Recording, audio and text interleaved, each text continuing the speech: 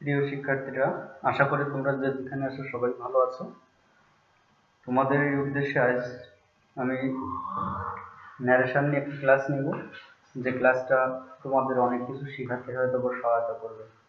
তো তোমরা যেখানেই আছো, আমার এই ক্লাসটি দেখে এর সাথে তোমরা তোমাদের খাতা, বই এগুলো নিয়ে বসতে পারো, যাতে করে তোমরা অনেক কিছু শিখতে পারো।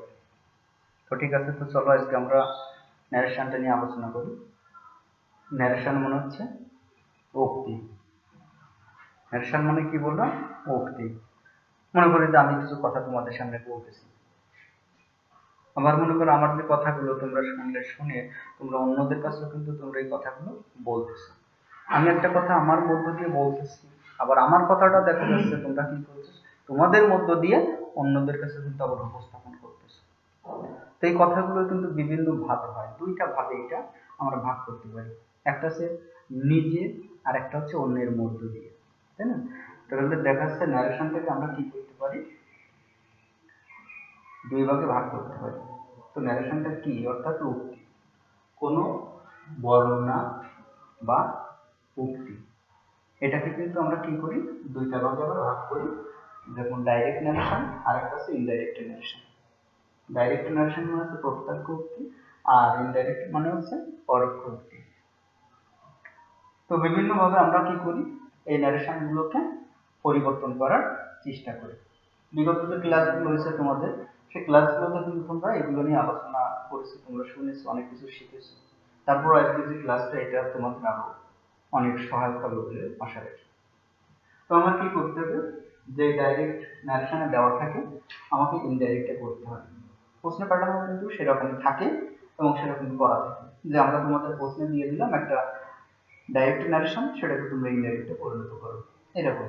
তো আমরা যখন ডাইরেক্ট থেকে ইনডাইরেক্ট ন্যারেশনে যাব, তখন আমাকে কিন্তু ইচ্ছা করে যা খুশি করলে হবে না, অবশ্যই তা কিন্তু নিয়ম মাফিক হতে হবে, এবং সেই নিয়মটা কি করতে হবে, আমাদেরকে আয়ত্ত করতে হবে। আর এই সেই নিয়মটা তোমাদেরকে আয়ত্ত করার জন্য, তোমাদেরকে আবার মনে করিয়ে দেওয়ার জন্য কিন্তু এই ক্লাসগুলো নেওয়া। তো ঠিক আছে, দেখো আমার কি করতে হবে, ডাইরেক্ট ন্যারেশন। মনে করো একটা সেন্টেন্স আমি এখানে লিখছি, যে he said I write a letter. এখন তোমাকে আগে কি করতে হবে, প্রথমে এই যে সেন্টেন্সটা আছে, এই সেন্টেন্সটাকে বুঝতে হবে যে এই সেন্টেন্সটা কি আছে, তাই না? তারপরে না কি করতে হবে, তোমাকে এইটাকে চেঞ্জ করতে হবে। তো দেখো সেন্টেন্সটা আবার পড়ি আমরা, he said I write a letter.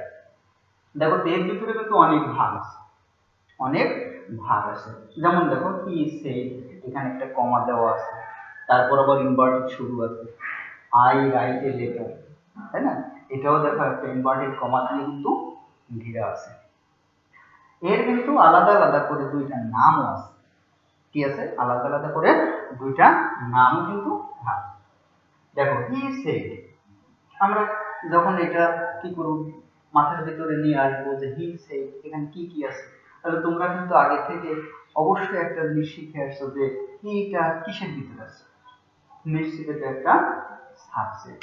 তারপর আছে কি সেড, সেডটা কিসের ভিতরে আছে, এটা নিশ্চিত একটা ভার্ব। তাহলে সাবজেক্ট ভার্ব, তারপর কি আছে, এখানে একটা কমা দেওয়া আছে, তাই না? নিশ্চিত এই কমাটাকে আমরা যখন কি করব, আমরা এই ডাইরেক্ট থেকে ইনডাইরেক্ট করব, তখন আমাদের কমার বিপরীতে কিছু একটা কিছু বসাতে হবে। এটাও আমাদের কিন্তু মাথায় এখন আসতেছে না? অবশ্যই আসতেছে। আই রাইট এ লেটার, দেখো আমি একটি চিঠি লিখি, আই রাইট এ লেটার, তাই না? সেই মানে সে বললো যে আই রাইট এ লেটার, আমি একটা চিঠি লিখি। এখন দেখো এটাও কিন্তু একটা আলাদা পার্ট, এটাও কিন্তু আলাদা একটা পার্ট, অর্থাৎ একটা স্পেসে দুইটা পার্ট থাকে, তাই না? ন্যারেশন যেটাকে বলা হচ্ছে, একটা ন্যারেশনে দুইটা পার্ট থাকে, একটা হচ্ছে কি রিপোর্টিং ভার্ব যুক্ত, আর একটা হচ্ছে রিপোর্টেড স্পিচ, যেটাকে বলা হয় রিপোর্টেড স্পিচটা। তাহলে রিপোর্টেড স্পিচটা এখন আমাদেরকে আলাদা করতে হবে। দেখো এখানেও কিন্তু সাবজেক্ট আছে, এখানে ভার্ব আছে, আবার কিন্তু অবজেক্ট আছে, তাই না? প্রত্যেকটা কিন্তু আলাদা আলাদা করে ভাগ করে দেওয়া থাকে, এবং সেই আঙ্গিকে আমাকে কি করতে হয়, এটা করতে হবে। তো দেখো এইটাকে আমরা যখন বিশ্লেষণ করলাম পুরো সেন্টেন্সটাকে, তাই না? তাহলে আমাদের কি হলো, অনেক কিছু সম্পর্কে ধারণা আসলো, যে এটা এই, এটা এই, তাই না? এটার পরিবর্তে কি হবে, কমাটার পরিবর্তে, তারপরে সেই সেন্টেন্সটাকে কি করতে হবে। আবার দেখো যখন তুমি কমপ্লিট করবে তখন কি সে বলল, আই রাইট এ লেটার, আমি একটি চিঠি লিখি, তাই সে বলল, কে লিখতেছে চিঠি, সে লিখতেছে না অন্য কেউ লিখতেছে, তাই না? মাথার ভিতরে কিন্তু আসতেছে, আমাদের আসতেছে না? তাহলে আমাদেরকে অবশ্যই এইটা ভাবতে হবে যে এই আইটা কে, এই আইটা কে, সে না অন্য কেউ, তাই না? এটাও রাখতে হবে। তাহলে আমরা যখন এটা করতে যাব অবশ্যই আমরা কি করব, কিছু সম্পর্কে ধারণা আমাদের আগে থেকে আনতে হবে মাথায়। সে ধারণা হচ্ছে কি, দেখো প্রথমে আমাকে পার্সন সম্পর্কে জানতে হবে, তাই না? পার্সনটা কি, ক্লাসগুলোতে তোমরা পড়েছো না যে পার্সনটা কি, ফার্স্ট পার্সন কি, সেকেন্ড পার্সন কি, থার্ড পার্সন কি, এটা আবার সিঙ্গুলার কি, প্লুরাল কি, তোমরা অবশ্যই কিন্তু জেনেছো। তা ফার্স্ট পার্সন, সিঙ্গুলার, প্লুরাল আমি একটু লিখি যে person, first, second, third, singular, plural. I, ও, ইউ, ইউবা, ইউর, হি, শি আর ইট। আরেকটা হচ্ছে কি, দে, দেম, টিএম, দেম, দে, দেম। দেখো আমরা কিন্তু কি করতেছি, বিভিন্ন ক্ষেত্রে এই যে পার্সন গুলোকে কিন্তু আমরা সাবজেক্ট হিসেবে আবার ব্যবহার করি এবং হয়ও তাই, বুঝা গেছে?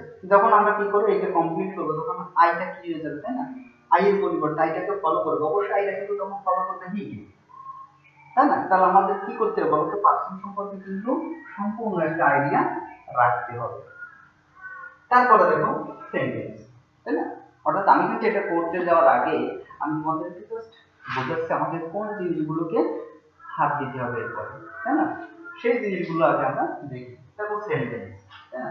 সেন্টেন্স তোমরা অবশ্যই ক্লাসগুলোতে আগে পরে পড়েছো, জেনেছো যে সেন্টেন্স কিন্তু 5 প্রকার: assertive sentence, interrogative sentence, imperative, objective আর এক্সক্লেমেটরি সেন্টেন্স, তাই না? তাহলে যখন আমি পড়তে যাবো, তাই না, আমার দেখো এটা কিন্তু সেন্টেন্স ভেদেও আলোচনা করা সম্ভব, আবার টেন্স ভেদেও কিন্তু আলোচনা করা সম্ভব। যখন আমি সেন্টেন্স ভেদে আলোচনা করব তখন কিন্তু আমার এই সেইডের পরিবর্তে কিছু কিছু জিনিস আছে সেগুলো অ্যাড করতে হবে। আবার তখন আমি কি করব, যে টেন্স ভেদে আলোচনা করব তখন কিন্তু এই যে এখানে প্রেজেন্ট থাক কিংবা পাস্ট থাক, অর্থাৎ যে রিপোর্টিং ভার্বটি প্রেজেন্ট কিংবা পাস্ট যাই হোক না কেন আমাকে টেন্স ভেদে কিন্তু আলোচনা করতে হবে, বুঝা গেছে? তাহলে আমাকে কি করতে হবে, দেখো জানতে হবে যে সেন্টেন্সটা 5 প্রকার। তাহলে আমি লিখি সেন্টেন্সটা কয় প্রকার, 5 প্রকার। অর্থাৎ আমাকে জানতে হবে যে অ্যাসার্টিভ, ইন্টারোগেটিভ, ইম্পারেটিভ, অবজেক্টিভ,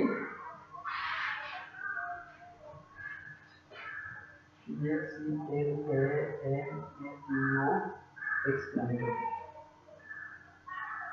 অর্থাৎ এই যে সেন্টেন্স, এই সেন্টেন্স আকারেও কিন্তু আলোচনা করবো আমরা।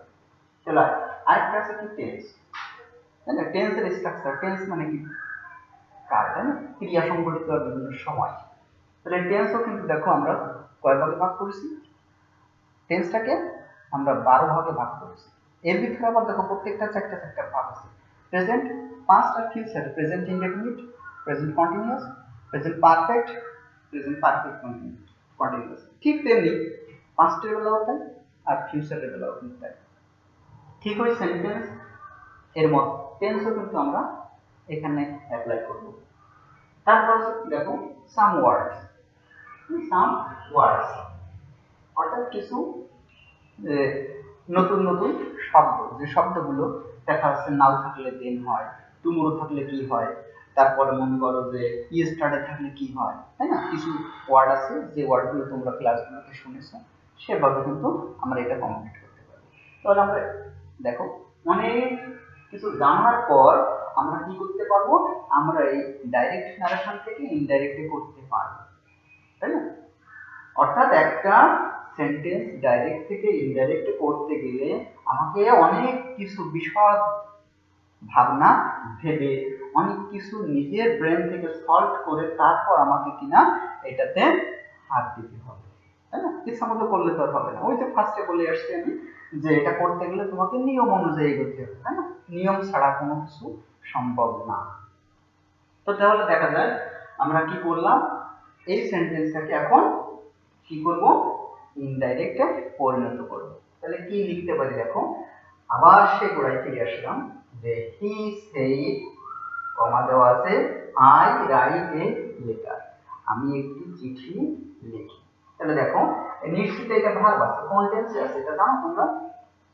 নিশ্চিত এটা সে, সেড, সেড, অর্থাৎ ভার্বের present form say, past form said, past participle আছে সেড। তাহলে আমার এটা আছে পাস্ট ফর্ম, তাই না? পাস্ট ফর্মে থাকলে অর্থাৎ এটা তো কোনো পরিবর্তনই আমরা করতে পারবো না।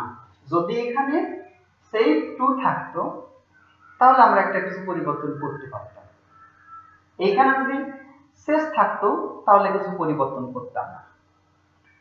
আবার মনে করো হি সেড টু মি, এটাও যদি থাকতো তাহলে কি সেড টুর পরিবর্তে কিন্তু আমরা কিছু একটা বসাতে পারতাম, কিন্তু ডাইরেক্ট এখানে সেড আছে, যেহেতু সেড আছে সেহেতু আমরা এটাকে কোনো কিছু করতে পারবো না, যেটা আছে সেটা রেখে দিব।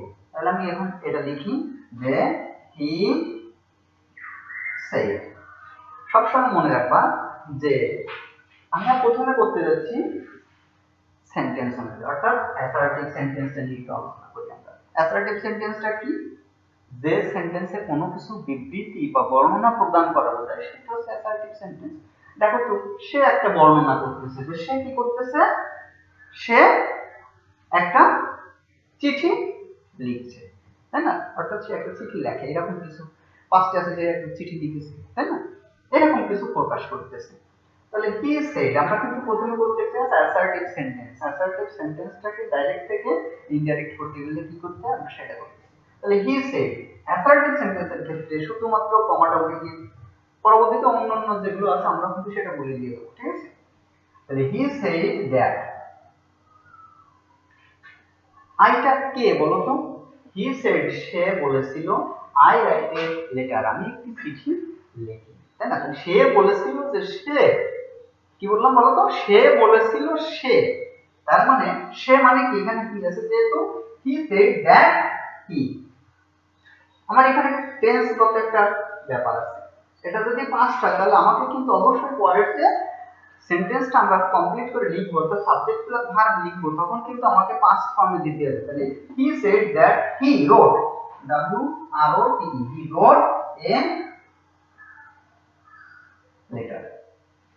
তো দেখো তো আমরা কিছু পরিবর্তন করেছি, যে জিনিসগুলো আমরা আবার বলি, দেখো হি সেডটা রেখে দিয়েছি, কমাটা উঠে গিয়ে দ্যাট বসেছে, এই সাবজেক্ট অর্থাৎ ইনভার্টেড কমার ভিতরে যে সাবজেক্টটা, সেই সাবজেক্টটা ফলো করছে প্রথম সাবজেক্ট, তাই না?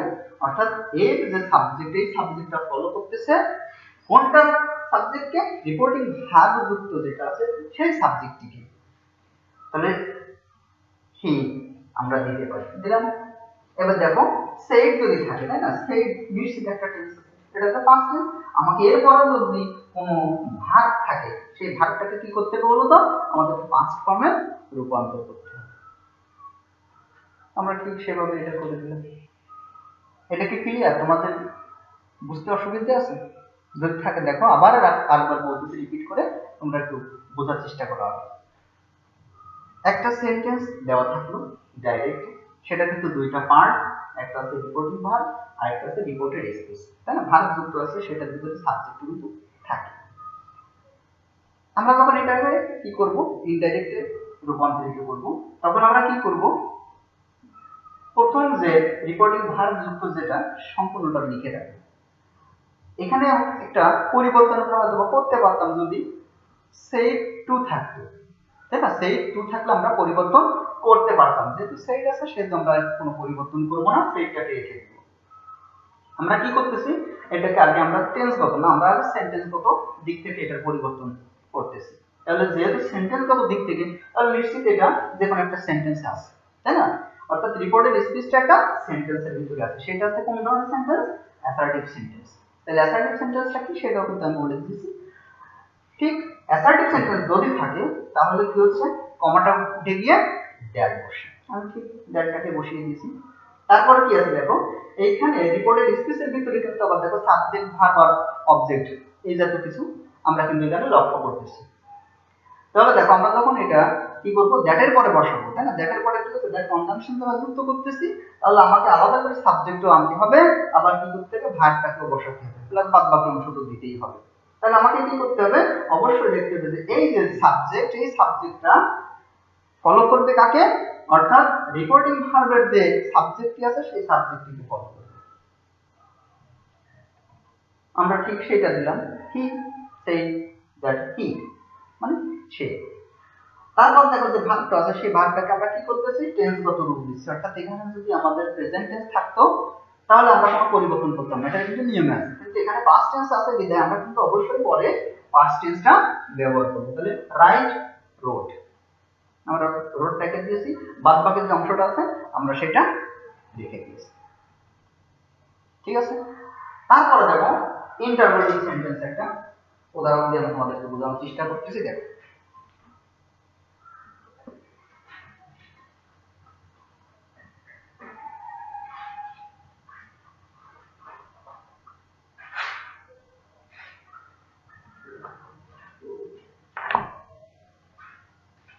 he said to me, who are you? দেখো একটা সেন্টেন্স আমি কিন্তু লিখে দিয়েছি। যেহেতু আমরা কি করতেছি, সেন্টেন্সগত দিক দিয়ে করতেছি, তাহলে অ্যাসার্টিভটা হলো, এরপরে ইন্টারভেটিভ, তাই না? তাহলে ইন্টারভেটিভ বলতে গেলে দেখো ঠিক ওই একই কথা আমি যা বলে আসছি ঠিক তাই, দুইটা পার্টে ভাগ করলাম, ভাগ করার পরে আমি বলেছিলাম কি সেট থাকলে কোনো পরিবর্তন হবে না, কিন্তু এখানে সেট টু আছে, তাই না? তারপরে দেখো এইটাও কিন্তু যে কোনো একটা সেন্টেন্স আছে, তাহলে কোন ধরনের সেন্টেন্স আছে সেটাও কোয়ারি, অর্থাৎ প্রশ্ন জিজ্ঞাসা করা হচ্ছে, তাই না? অর্থাৎ যে সেন্টেন্সের মধ্য দিয়ে কোনো কিছু জিজ্ঞাসা করা বোঝায় তাহলে সেটাকে বলা হয় ইন্টারোগেটিভ সেন্টেন্স, তাই না?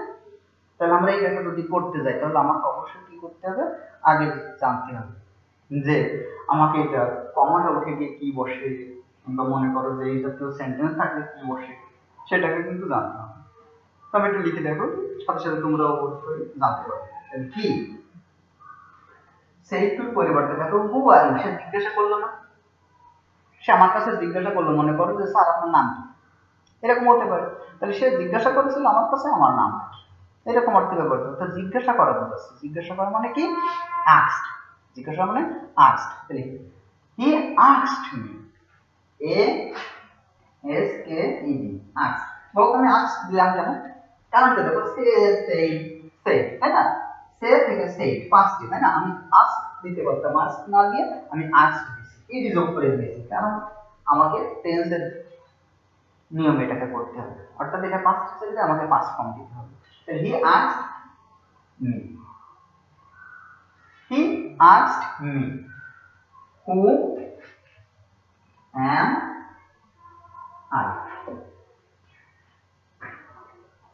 দেখো সে আমাকে জিজ্ঞাসা করেছিল আমি হই কে, বা আমি কে হই।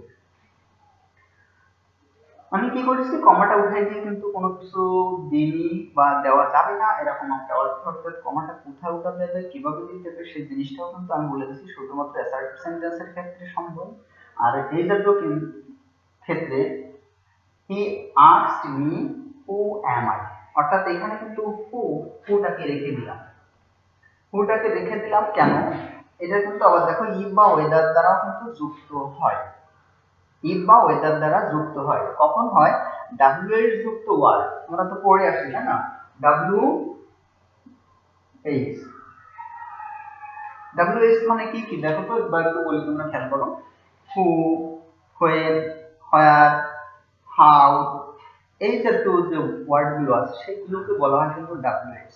অর্থাৎ ডাব্লিউএইচ যুক্ত কোশ্চেন দ্বারা কোনো কিছু জিজ্ঞাসা করা হচ্ছে, যদি জিজ্ঞাসা করা হয় তার উত্তর যদি ইয়েস বা নো দ্বারা কমপ্লিট করা সম্ভব হয় তাহলে কিন্তু ইফ বা ওয়েদার কিন্তু বসে।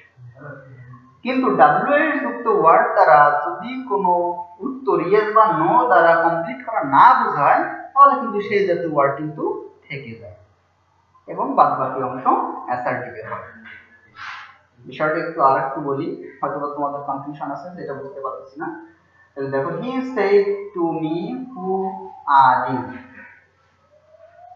সেড টু মি, সে আমাকে বলেছিল হু আর ইউ, তুমি কে। তাহলে তুমি কে সে আমাকে জিজ্ঞাসা করেছে, তাই না? তাহলে he asked me who am I.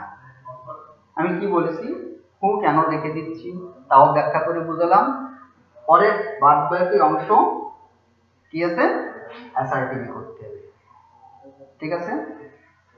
তারপর আসা যাক imperative sentence.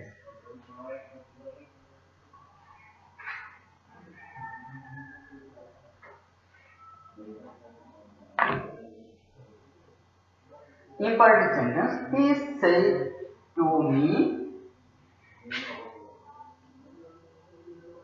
open the door. He said to me open the door. তাহলে দেখো, open the door অর্থাৎ দরজাটা খোলো, দরজাটা খোলো।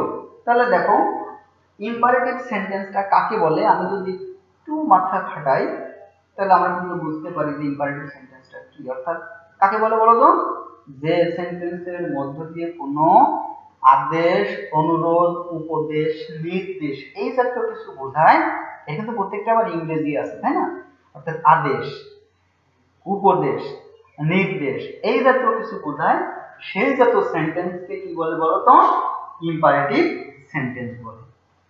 তাহলে দেখো তো, ওপেন দ্য ডোর এটা দিয়ে নিশ্চিত কিছু একটা বোঝাচ্ছে, আদেশ বা অনুরোধ বা নির্দেশ, নিশ্চিত কিছু একটা বোঝাচ্ছে। তাহলে আমরা তার পরিবর্তে দেখো কোনো একটা ওয়ার্ড আমরা যোগ করতে পারি। তাহলে হি ordered me to open the door. এবার দেখো কি করেছি, আমি কমাটা উঠিয়ে দিয়ে টু যোগ করেছি। টু যোগ করার পরে নিশ্চিত একটা ভার্ব এসে হাত দিয়েছে, সেটা হচ্ছে ভার্বের প্রেজেন্ট ফর্ম। তারপরে বাদ বাকি অংশ আমি রেখে দিচ্ছি। কি পরিবর্তন করেছি, সেই টুর পরিবর্তে অর্ডার দিয়েছি। অর্ডার দিলাম কেন, এটা পাস্টে আছে এই কারণে আমি ওটা পাস্টে দিয়েছি। He ordered me to open the door. বিষয়টা ক্লিয়ার? অর্থাৎ যদি কোনো সেন্টেন্স ইম্পারেটিভে থাকে তাহলে আমাকে অর্ডার, রিকোয়েস্ট, কমান্ড এই জাতীয় কোনো ওয়ার্ড সেই টুর পরিবর্তে বসাতে হবে, কমাটা উঠিয়ে গিয়ে টুটাকে যোগ করতে হবে, ঠিক আছে? তারপরে আরেকটা সেন্টেন্স আমি লিখি,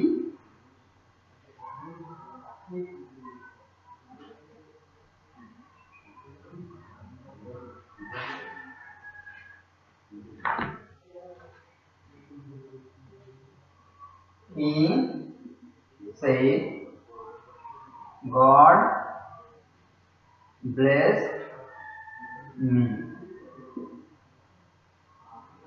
নাই আমি দিয়ে দিই তোমাদের সুবিধাতে, God bless you. God bless you. Bless you আশীর্বাদ করা, তাই না? তাহলে আমরা কি করতেছি, আমার অপটেটিভ সেন্টেন্সটাকে আগে আমাদেরকে এটা কিন্তু জানতে হবে। অপটেটিভ সেন্টেন্স কি, যে সেন্টেন্সের মধ্য দিয়ে কোনো আশীর্বাদ, কামনা, বাসনা, প্রার্থনা এই জাতীয় কোনো কিছু প্রকাশ পায়, সেই সেন্টেন্সটি শুধুমাত্র কি হয়, অপটেটিভ সেন্টেন্স হয়। God bless you. May you live long. May our president live long. তাই না? এই জাতীয় সেন্টেন্সটাকে আমরা কি বলবো, অপটেটিভ সেন্টেন্স। অর্থাৎ আশীর্বাদ, কামনা, বাসনা, ইচ্ছা, আকাঙ্ক্ষা এই জাতীয় কিছু থাকতে হবে। তাহলে এই জাতীয় কোনো সেন্টেন্স থাকলে আমরা উইশ বা পেরে, এটা আবার যখন টেন্স আছে টেন্স মতো উইশড বা পেরে দিতে পারি। তাহলে আমি এখানে হি সেড, সেডের পরিবর্তে আমি কি দিতে পারি, উইশড। হি উইশড দ্যাট, কমাটা উঠিয়ে দিয়ে দ্যাট বসাবো। He wished that God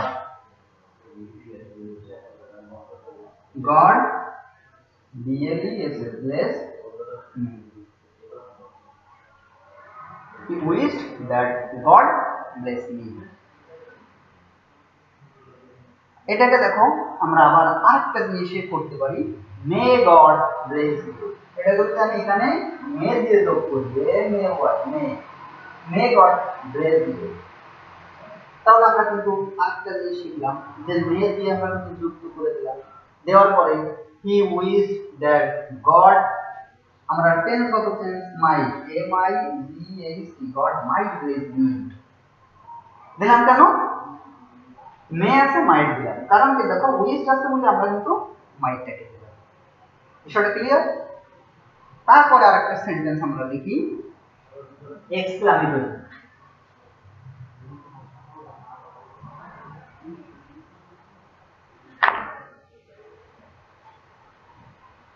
He said, I am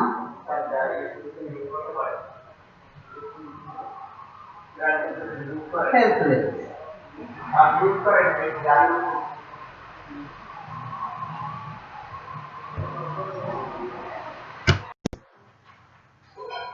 তো ঠিক আছে, আমরা এটা দেখি, he said I am helpless। তাহলে I am helpless অর্থাৎ অসহায়, তাই না? সে বলেছিল যে সে অসহায়, এরকম অর্থে আমরা কিন্তু এটাকে ব্যবহার করব।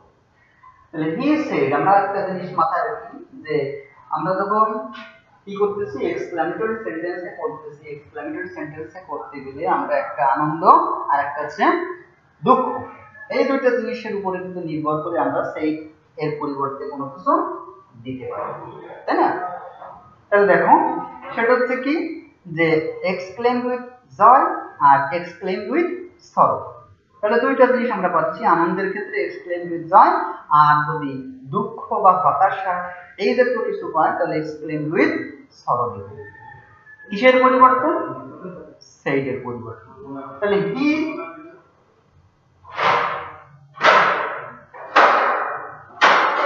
Exclaim with